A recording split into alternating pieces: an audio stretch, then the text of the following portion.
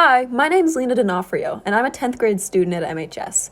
Today, I'm going to be talking to you about soil health and farming sustainably along the river. The Winooski River is an important and beautiful part of life in Montpelier, but we don't always treat it that way. One of the many man-made problems our river faces is industrial runoff. Lots of this comes from urban activity, but it can also be traced up and downstream from Montpelier to the rural farms that utilize the fertile soil in the Winooski's floodplain. These farms also supply the river with enough excess nitrogen and phosphorus to cause algae blooms in Lake Champlain. However, there are steps that farmers can take to live a little more in harmony with the river, and many of these steps loop back to having healthy soil. There are lots of reasons that healthy soil is so important. It stores more water for longer, it processes carbon and nitrogen quickly, it doesn't contain synthetic chemicals that make agricultural runoff so harmful, and it's a better home for vegetation that can protect riverbanks and erosion from runoff. Not only that, but healthy soil is porous and penetrable, so in times of drought, plants can access water deeper down and even grab more yummy soil nutrients that make them healthier for us to eat. But industrial agriculture does not prioritize soil health. On the contrary, tilling, over-fertilizing, and implementing monocultures is causing the very speedy destruction of the world's topsoil. Turns out, we Vermonters have a long history of destroying our topsoil. Thousands of years ago, geological events like glaciation ground mountain boulders into soils that were rich with nutrients and minerals. Indigenous groups like the Abenaki lived off of this soil for generations, but when European colonizers came along, they took advantage of Vermont's natural beauty by cutting down all the trees and grazing a ton of sheep. This sudden barrage of disturbance and stress on the soil caused the loss of something like half of Vermont's topsoil. And we suffer for this today. Most of Vermont's infertile soil that we see today would have been prime agricultural land a few hundred years ago before this happened. Interestingly enough, farmers in our community may hold the key to rewriting this history. By fostering healthy soil, farmers can steward a healthier relationship with the land and rivers, while producing higher yields that are higher in nutrients to sustain a healthier community. So, what does it look like to foster healthy soil? According to the Sustainable Farming Association, there are a few main methods that can make soil healthier.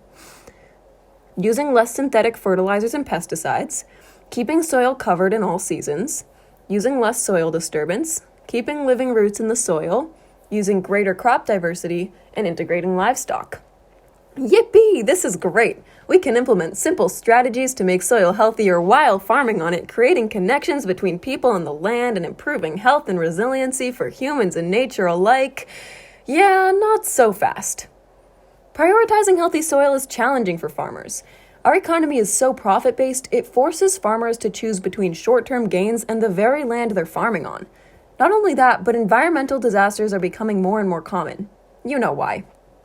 This past year is a shining example, because amidst drought and labor shortages, robust soils would have made drought more tolerable and done some work for the farmers. But in such hard times, farmers don't exactly have the extra resources necessary to change how they farm. Farmers need support. So, I talked with a local farmer named Mari Omland, co-runner of the Green Mountain Girls Farm, about how our government supports farmers who prioritize environmental protection. She explained that current government incentive programs for these things are important, but they're just a band-aid solution. They don't think about the big changes farmers can make to participate positively and actively in the environment. Mari is talking about regenerative agriculture, a new style of agriculture that aims to do things in harmony with the land. And when you think about it, it's actually not very new. Most of the methods used in regenerative agriculture come from generations-old indigenous knowledge, the very same indigenous knowledge that was scoffed at by colonizers. But people are starting to acknowledge that those colonizers did a lot of really dumb stuff that landed us with the societal problems we have today, like cutting down Vermont's entire canopy. So, remember that list of principles for healthy soils that I showed you a minute ago? That's a good example of how regenerative agriculture looks in practice. Those are all methods of agriculture that entail interacting with the land and strengthening the environment. Mari and I discussed how, in an ideal world, the government would give farmers more support in making real changes like these, that make agriculture beneficial for everyone. You, me, farmers, the rivers, everyone. Our riverside farms could be hubs for healthy soil, actively helping our rivers. To make this a reality, we should all remember our place in this picture, and how we all benefit from healthy soil and a resilient food system too.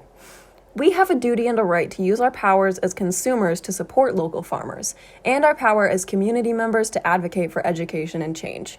Thank you!